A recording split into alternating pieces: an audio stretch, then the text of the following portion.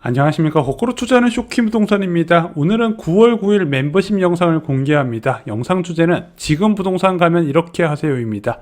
급매 나오는 순서와 부동산 행동 요령 그리고 똑똑한 갈아타기까지 총정리를 드리겠습니다. 이번 겨울 내 집 마련하실 분들께 이 영상 큰 도움이 되실 거라 확실합니다. 쇼킹부동산 멤버십은 주3회 멤버십 전용 영상이 올라가게 됩니다. 주3회 멤버십 영상으로 내 집 마련과 투자의 모든 것을 만나보시기 바랍니다. 네이버 프리미엄 콘텐츠에서는 더 저렴하게 이용하실 수 있습니다.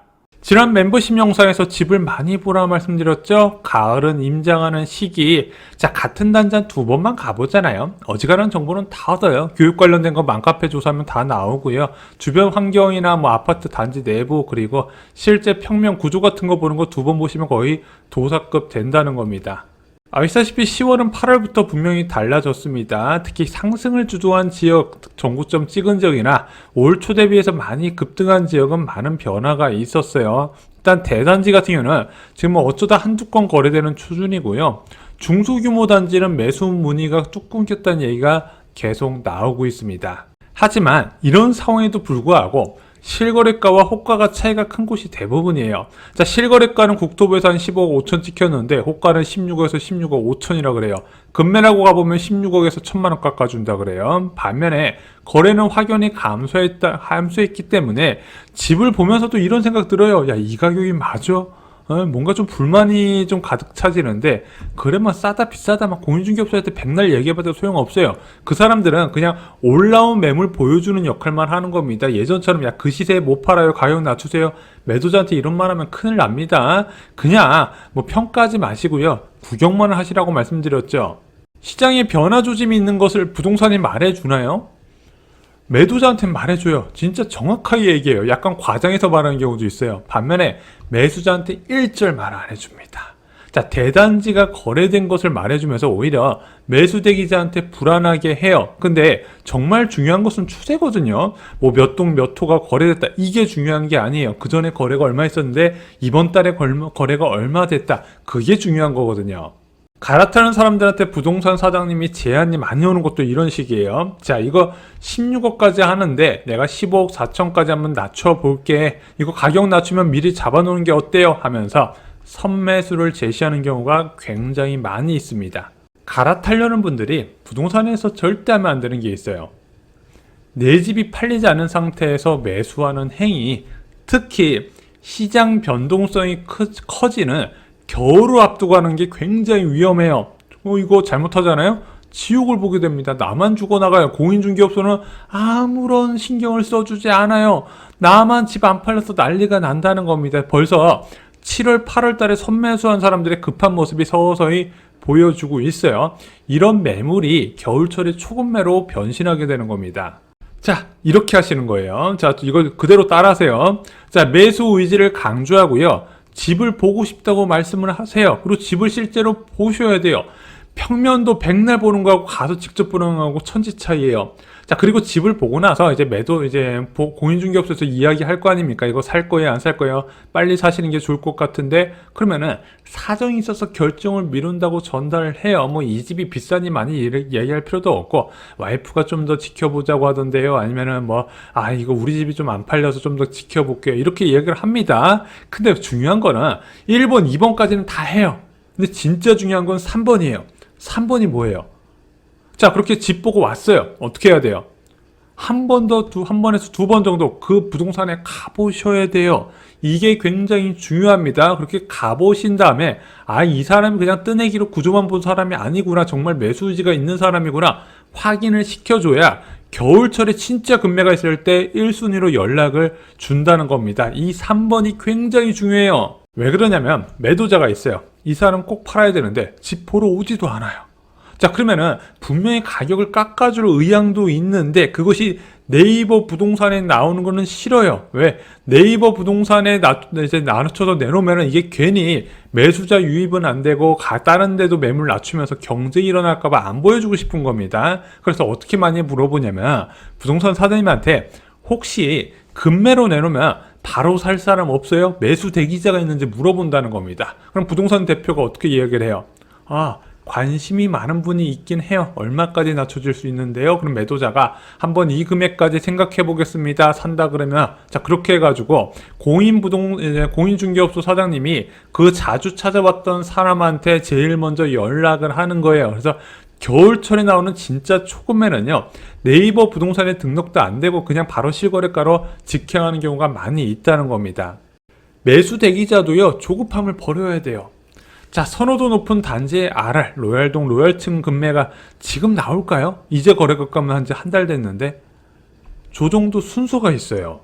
조정장에서 하락 순서, 먼저 신축에서 거리가 멀수록 금매가 나온다 생각하시면 돼요. 자, 신축, 준신축, 재건축 추진 구축, 그 다음에 일반 구축. 일반적으로 금매는 이 재건축 추진 구축이랑 구축에서부터 나오면서 준신축, 신축으로 올라가게 된다는 거죠. 투자금이 많이 들어가는 자산도 금매가 빨리 나와요. 그래서 투자금이 큰 재개발, 서울 같은 경우는 이제 초기 투자금이 굉장히 많이 들거든요.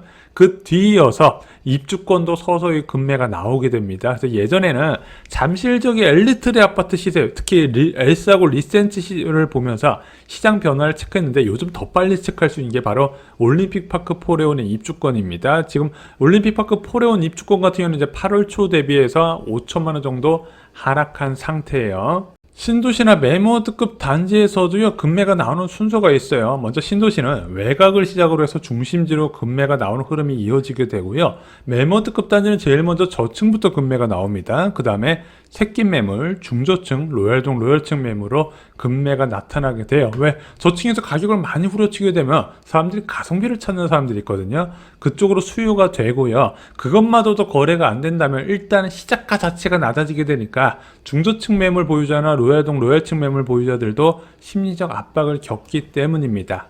매도는 어떻게 해야 되나요? 매수자가 어떻게 해야 되는지는 알겠다. 일단 고점 매도 기회는요, 7월 말에 사실상 끝났다는 걸 인정을 해야 돼요. 물론 여전히 매수 대기자는 분명히 있다고 생각합니다. 매수 문의가 줄어들었지만 살 사람이 없는 건 아니에요. 왜? 6월에서 8월달 매도자 많이 거래가 이루어졌으면 산 사람도 있겠지만 판 사람도 있을 것이고, 일반적으로 부동산을 판 사람들은 현금을 갖고 있는 걸 굉장히 불안해하게 하거든요. 갈아탈 준비를 하고 있어요. 다만 신중하게 보기 때문에 일단 관망세가 나타나는 거죠. 그럼 이 신중한 사람한테 보답이 들어가야 거래가 체결되는 거예요. 그래서 제 경험상 1천에서 2천 낮추는 것은 효과가 없어요. 그냥 기한을 주고 이거 한 달 동안 한번 팔아보고 안 되면 그냥 뭐 전세를 놓든가 그냥 살든가 하겠습니다. 이런 식으로 해가지고 과감하게 좀 많이 낮추는 게 더 저는 효과가 있다 생각을 합니다. 갈아타기 하는 분들도 잘 생각하세요. 특히 상급지 갈아타는 분들, 이거 상급지 갈아탈 때 2, 3억 그냥 쉽게 깨져버립니다. 취득세 높죠. 양도세, 2주택자 처분하게 되면 1주택은 좀 양도세 많이 나오는 편이에요. 보통 이제 양도세 중과세율이 적용 안 된다 하더라도 양도 차익의 20% 내외가 나가거든요.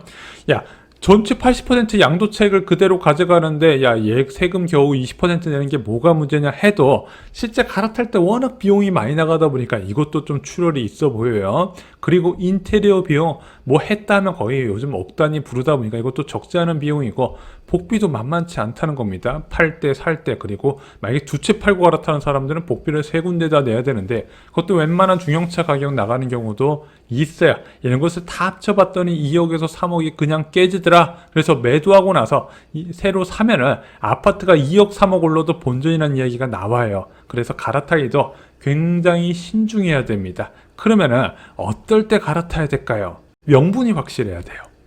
출퇴근을 단축시킨다든가, 더 나은 교육 때문에 간다든가, 아니면 나는 죽었다 깨어나도 이 아파트 사고 싶어서 난 이걸 사는 게 내 인생의 목표야, 가지고 싶은 자산을 산다든가, 이런 명분이 있어야 갈아타는 비용을 감안해서라도 갈 수가 있는 거예요. 그래서 의지가 충분할 때 실행하는 게 좋은데, 가장 좋은 거는 자녀 교육 보고 가는 게 가장 의지도 좋고 이제 실행할 수 있는 명분도 쌓여지고요.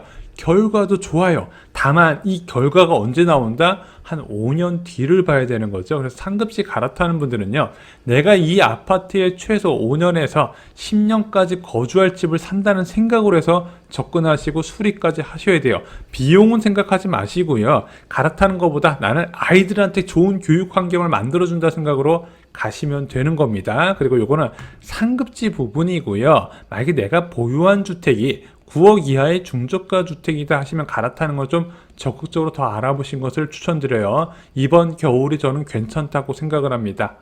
제가 상담할 때 가장 강조하는 것이 바로 황금성입니다. 이 황금성은 세대수에서 나와요.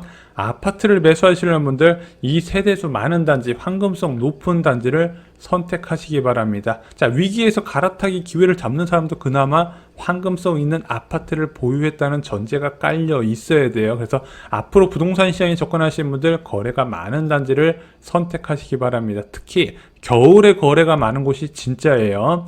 이상 영상 마치겠습니다. 감사합니다.